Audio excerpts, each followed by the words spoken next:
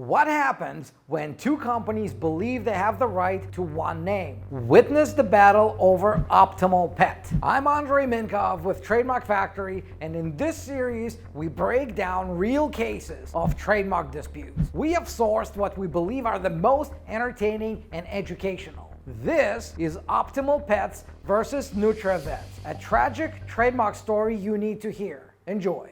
In the bustling industry of pet products, where the wag of the tail and the purr of a companion are the currencies of affection, the value of a name, a brand, cannot be overstated. It's the banner under which quality and trust march, a symbol that assures pet owners that their furry, feathered, or finned friends are receiving the best. But what happens when two companies believe they have the right to one name? This is the story of Optimal Pets Inc., known as OPI, and Nutrivet LLC, two entities locked in a legal showdown over a brand that promised to win the hearts of pet enthusiasts. The stage is set in the early 2000s, an era where the pet industry is booming and every stakeholder is vying for a share of the lucrative market. Here, the importance of a brand identity is as clear as the joy on a dog's face when it sees its owner. It's a tale fraught with ambition, strategy,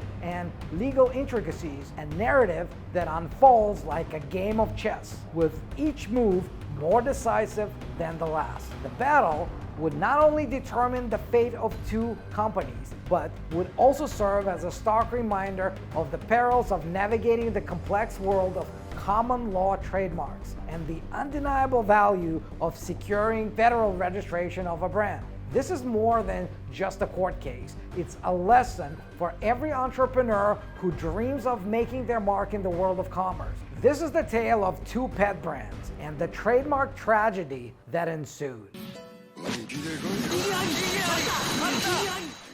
The formation of OPI. In 2001, in the heart of the pet industry's golden age, two visionaries saw an untapped opportunity. Scott Garman of the well-established Garman Corporation, with products gracing the shelves of major retailers, and Bill Bookout, president of the National Animal Supplement Council, with his own budding enterprise, envisioned a venture that would cater to the unserved, the pet professionals. It was a bold move, one that would require a new identity, a brand that could resonate with veterinarians.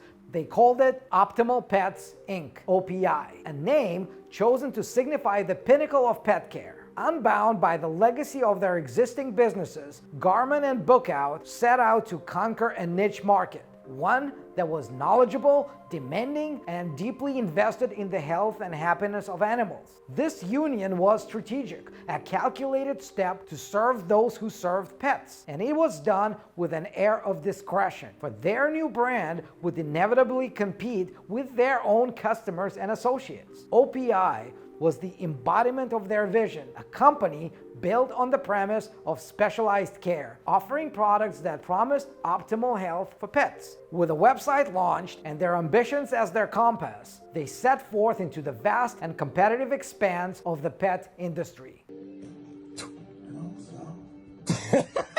The name Optimal Pets was their standard, their badge of honor as they marched into the fray. It was the beginning marked by enthusiasm and the promise of success, a name that was meant to endure and claim its rightful place in the pantheon of pet care excellence. But as with many beginnings, the path ahead was fraught with unforeseen challenges, and the strength of a name's hold in the market would soon be put to the ultimate test. The rise of the name Optimal Pets. The journey of OPI and its banner Optimal Pets began with grand aspirations. The turn of the century was the time of promise, and in this burgeoning marketplace, OPI unfurled its sails. Their strategy was straightforward: penetrate the pet industry with vigor, establish a strong brand presence, and carve out a niche among pet professionals who demanded the very best for their clientele. With an initial blast of enthusiasm, they hit the ground running. OPI placed advertisements in widely circulated trade magazines, ensuring that the name Optimal Pets was seen by tens of thousands. Their website was a digital gateway welcoming breeders, trainers, and pet aficionados to explore a curated selection of premium pet products. The brand's presence was palpable, and for a moment, it seemed as though their trajectory could only soar upwards. However, as the narrative of commerce often unfolds, the initial bursts of momentum began to wane. The market was unforgiving, crowded with competitors and new entrants clawing for the share of the same pie. OPI sales, once hopeful streams, began to recede, trickling down to a modest flow. The vibrant ads that once heralded their arrival became a memory, and the website, though still afloat, no longer had the same allure it once boasted. As the years trickled by, the once promising Optimal Pets found itself facing the stark reality of business survival. The sales figures, which initially suggested potential, had dwindled to levels that could only be described as minimal. By 2008, the presence of Optimal Pets in the national market was not much more than a whisper. In some states, their sales were virtually non-existent, and in others, the numbers were so modest they barely registered. What had begun as the venture of high hopes was now a lesson in the harsh realities of market penetration. The name Optimal Pets, though conceived to represent the apex of pet care, had not achieved the market stronghold necessary to claim its place as a dominant force in the industry. It was a sobering moment for OPI.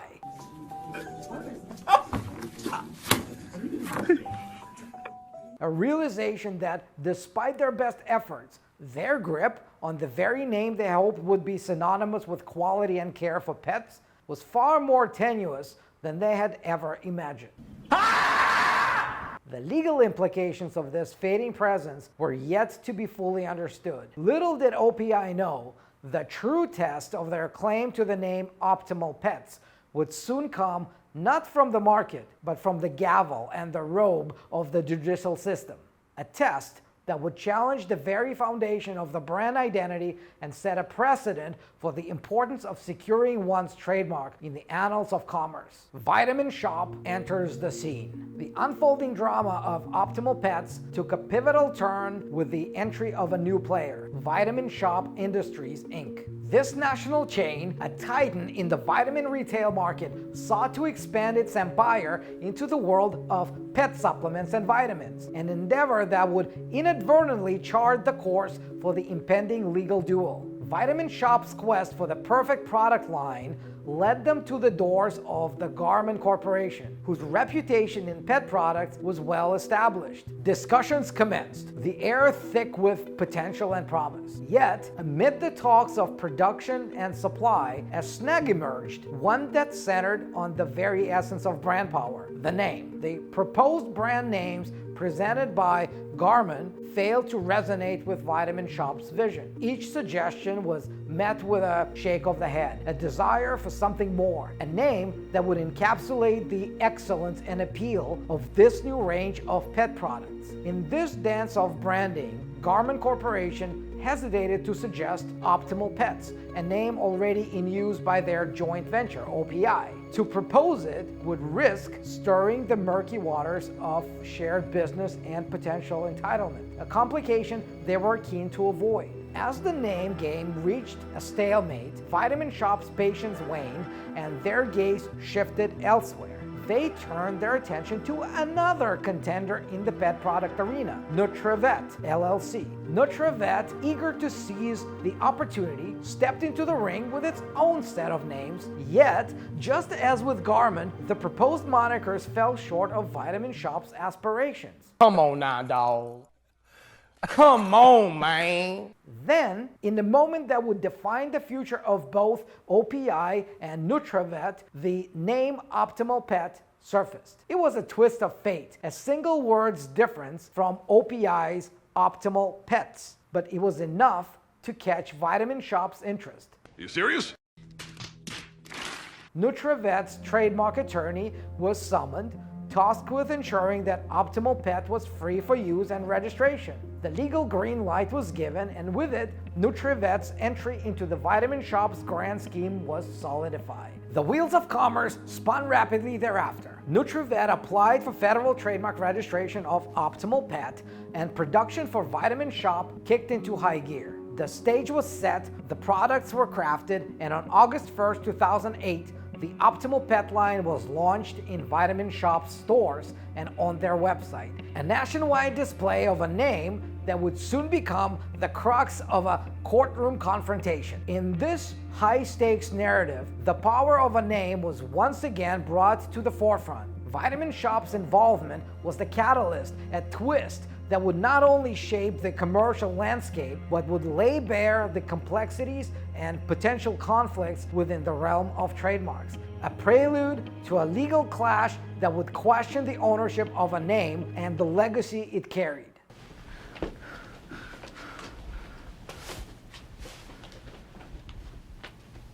As the Optimal Pet products began to roll out across the nation, the name itself took on a life of its own. It was imprinted on packaging, emblazoned across marketing materials, and presented to consumers as a hallmark of quality pet supplements. The momentum was palpable, and the future looked bright for Nutrivet's strategic coup. Meanwhile, unbeknownst to Nutrivet, the seeds of discord had been sown. OPI's name, so painstakingly chosen and nurtured, was now perilously close to being overshadowed. The stage was set for a conflict that would pit the rights of a common law trademark against the might of federal trademark registration, a narrative that would soon unfold in the hallowed halls of justice. This opportune moment for Nutrivet would be recorded in the annals of trademark history as a reminder that in the world of business, the line between triumph and tribulation is often defined by the foresight to secure one's brand through federal trademark registration. As Nutrivet and OPI readied themselves for the legal battle ahead, the story of Optimal Pets versus Optimal Pet was about to become a cautionary tale of monumental proportions. The legal clash begins.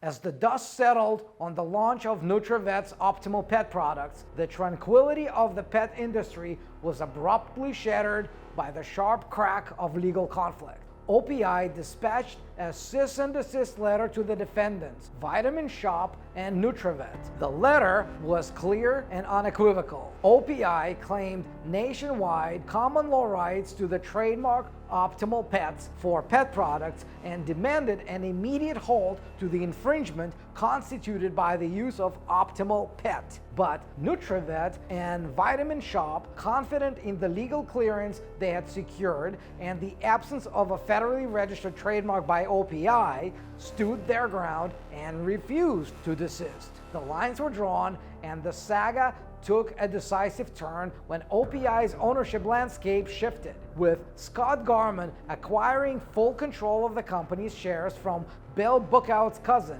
OPI was primed for litigation, unencumbered by internal dissent. A lawsuit was filed, and the stage was set for a confrontation that would delve into the intricacies of trademark law and test the mettle of OPI's claim over its brand name. What followed was a legal odyssey that traversed the murky waters of common law trademark rights, market penetration, and the boundaries of brand identity. The courtroom became an arena where arguments were wielded like swords and legal precedents served as shields.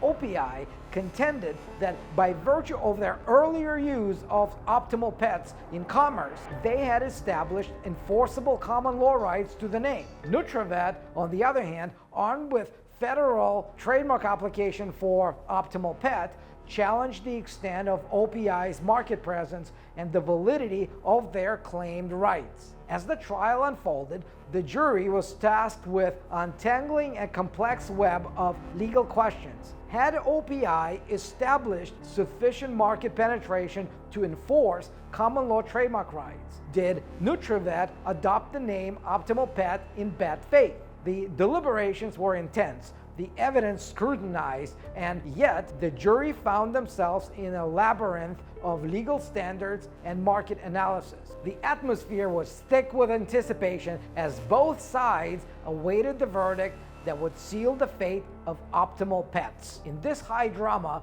of trademark contention, the narrative was more than a mere dispute over a name. It was a manifestation of the very essence of brand protection and the dire consequences of neglecting federal registration. As the gavel hovered, ready to carve a final chapter of the saga, the lesson for all entrepreneurs watching was clear. In the absence of trademark registration, the brand you build can become the brand you battle for in court. Did I read that right?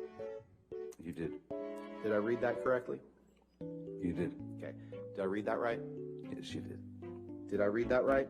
The court's deliberation. The heart of the dispute lay in the concept of common law trademarks, a nuanced and often misunderstood realm of intellectual property rights. OPI, with its history and initial burst of market presence, argued that it had established common law rights to the Optimal Pet's name through its use in commerce. However, the crux of their argument was the concept of market penetration. OPI needed to demonstrate that their use of the name had been significant enough to lay claim to it, and that it had achieved a degree of recognition within the market that would warrant legal protection. Nutrivet, bolstered by their application for federal trademark registration, challenged this claim. They argued that OPI's market presence was insufficient, that their sales were too meager to establish the necessary market penetration for common law rights. Nutrivet's counsel scrutinized OPI's sales figures, highlighting the lack of growth trends and the limited number of actual versus potential customers. The jury, a mosaic of individuals from different walks of life, was tasked with deciphering complex legal concepts and determining the veracity of OPI's claims. They pored over evidence, listened to testimonies, and deliberated over the nuances of intellectual property law. The courtroom was a crucible of tension, as both sides presented their cases with the fervor of those fighting for their life's work. As the jury wrestled with the evidence, the concept of sufficient market penetration became a sticking point. They grappled with questions about the geographical scope of OPI's market presence and whether the use of Optimal Pets was continuous and uninterrupted. The deliberations were exhaustive and the task daunting.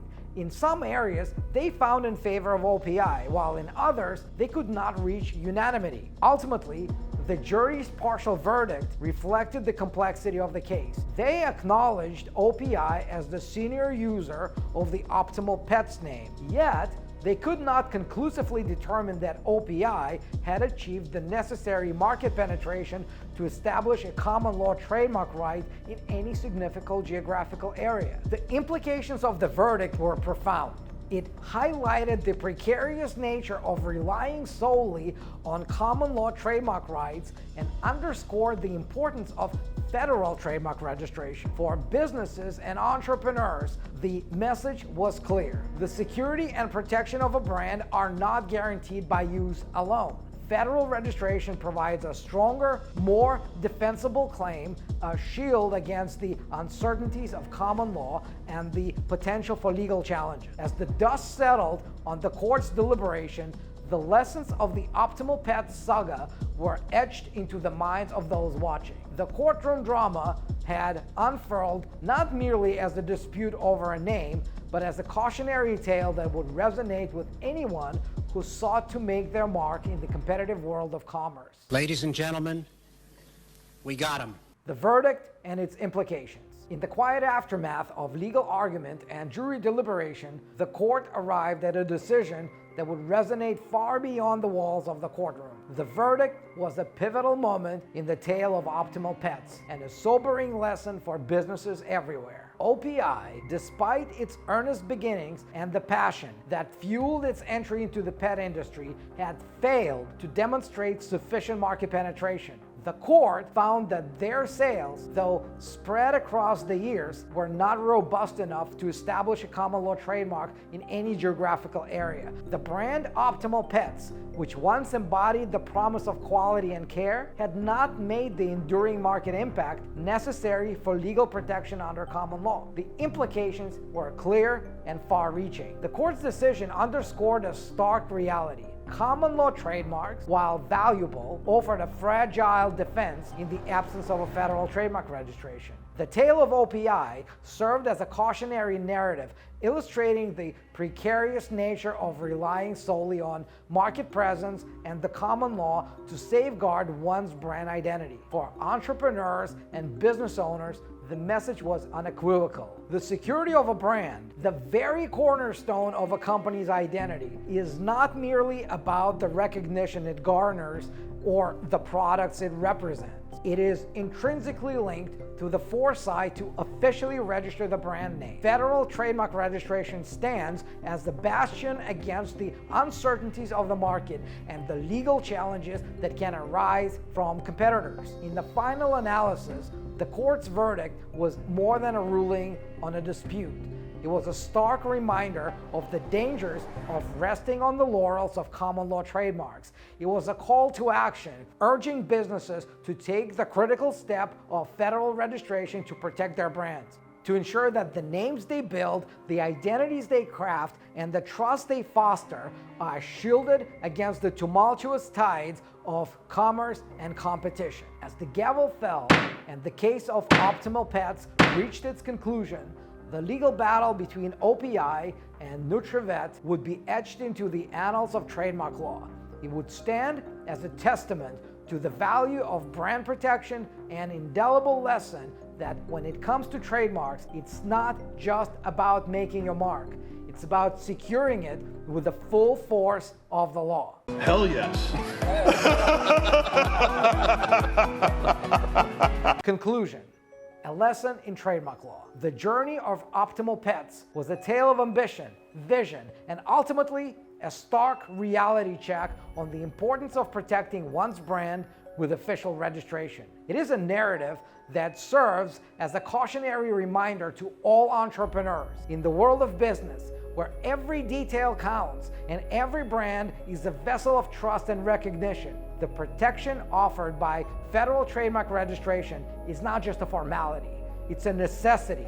It's the armor that shields your brand in the marketplace, ensuring that the identity you've worked tirelessly to build remains unequivocally yours. For OPI, the verdict was a bitter pill to swallow, a realization that despite their early start and dedication, they had overlooked a critical step in securing their brand's future. For Nutrivet, it was a validation of their strategic approach to brand protection and the value of trademark registration. The tale of Optimal Pets may have ended in the courtroom, but the lessons it imparts will remain. They are lessons about the foresight required to navigate the complex web of trademark law, the value of securing one's intellectual property, and the vigilance needed to defend a brand's legacy against the ever-present tide of competition. Let this story serve as a guide and a warning.